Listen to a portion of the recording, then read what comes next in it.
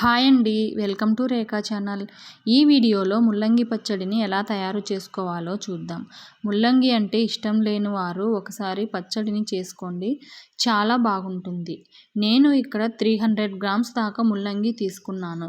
వీటిని బాగా కడగాలి, ఎందుకంటే దానిపైన ఇసుక అంతా ఉంటుంది. బాగా కడిగిన తర్వాత ఇప్పుడు మనము 2 సైడ్స్ కట్ చేసుకొని పీల్ తీసుకోవాలి. ముల్లంగి ఫ్రెష్గా ఉన్నది తీసుకోండి, పచ్చడికి చాలా బాగుంటుంది. ఈ విధంగా అన్నిటికీ పీల్ తీసుకున్న తర్వాత ఇప్పుడు మనము చిన్న చిన్న పీసెస్ లాగా కట్ చేసుకుందాం. చిన్నగా కట్ చేసుకోవడం వలన మనకు ముక్కలు అనేది తొందరగా మెత్తబడతాయి. ఈ విధంగా అన్నీ కట్ చేసుకొని ఇప్పుడు ఒక ప్యాన్ తీసుకొని అందులో 2 స్పూన్స్ ఆయిల్ వేసుకొని 3 స్పూన్స్ శనగపప్పు, 2 స్పూన్స్ ఉద్దిపప్పు వేసుకోవాలి. అవి కాస్త కలర్ వచ్చేంత వరకు వేయించుకోవాలి. తర్వాత ఒక పావు టీ స్పూన్ కంటే తక్కువ మెంతులు వేసుకోవాలి. మెంతులు మరీ ఎక్కువగా వేయద్దు. అలాగే ఇదే ప్లేస్లో మనము నువ్వులు కూడా యాడ్ చేసుకోవచ్చు. ప్రజెంట్ నా దగ్గర నువ్వులు లేవు, అందుకని వేయలేదు. ఒక హాఫ్ స్పూన్ జీలకర్ర, 1 స్పూన్ ధనియాలు, అలాగే ఒక 5 పచ్చిమిర్చి, ఒక 6 ఎండుమిర్చి చిన్నగా తుంపుకొని వేసుకోవాలి. ఇవన్నీ బాగా వేగిన తర్వాత వీటిని పక్కకు తీసుకుందాం. తర్వాత అదే ప్యాన్లో మనము ముల్లంగిని కూడా వేయించుకోవాలి. ముల్లంగిని వేసిన తర్వాత లో ఫ్లేమ్లో పెట్టుకొని ఒక 5 మినిట్స్ దాకా మనము ప్లేట్ పెట్టి ఉంచి తర్వాత మధ్య మధ్యలో కలుపుకుంటూ వేయించుకోవాలి. ముల్లంగి లైట్ గోల్డెన్ కలర్ వచ్చేంత వరకు వేయించుకోవాలి.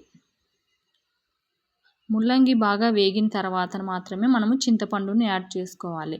చింతపండు ముందే యాడ్ చేయడం వలన మనకు అడుగున మాడుతుంది. చింతపండు కూడా కాసేపు అలా ఫ్రై చేసుకున్న తర్వాత ఇప్పుడు ఇవన్నీ చల్లార్చుకొని మిక్సీకి గ్రైండ్ చేసుకోవాలి. ఒక మిక్సీ జార్ తీసుకొని అందులో మనము ముందుగా వేయించుకున్నవి వేసుకోవాలి. తర్వాత పచ్చడికి తగినంత ఉప్పు వేసుకొని ముందుగా వీటిని గ్రైండ్ చేసుకోవాలి. ఈ విధంగా గ్రైండ్ చేసుకున్న తర్వాత మనము వేయించుకున్న ముల్లంగి అలాగే వెల్లుల్లిని కూడా వేసుకోవాలి. ఇందులోకి నేనైతే వాటర్ యాడ్ చేయలేదు, నాకు అందులో ఉన్న తడే నాకు కరెక్ట్గా సరిపోయింది.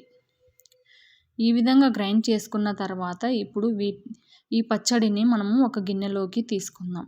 ఈ ముల్లంగి పచ్చడి రైస్లోకే కాకుండా చపాతీలోకి, రోటీలోకి కూడా చాలా బాగుంటుంది. ఈ ముల్లంగి మనకు హెల్త్కు కూడా చాలా మంచిది. విటమిన్ సి కూడా పుష్కలంగా ఉంటుంది. ఇప్పుడు మనము పచ్చడిని పోపు పెట్టుకుందాం. ఒక ప్యాన్ తీసుకొని అందులో 1 స్పూన్ ఆయిల్ వేసి జీలకర్ర, ఆవాలు, శనగపప్పు, ఉద్దిపప్పు వేసుకొని అలాగే 2 ఎండుమిర్చి కూడా వేసి అవి ఫ్రై అయిన తర్వాత లాస్ట్లో కొద్దిగా కరివేపాకు, ఇంగువ వేస్తే మనకు పోపు రెడీ. ఈ పోపును మనము పచ్చడిలో వేసుకుందాం. అంతే, ముల్లంగి పచ్చడి రెడీ. మీరు కూడా ఈ పచ్చడిని ట్రై చేసి ఎలా వచ్చిందో తప్పకుండా కామెంట్ చేయండి. అలాగే ఈ వీడియో మీకు నచ్చితే please like, share and subscribe to my channel. Thank you. Bye.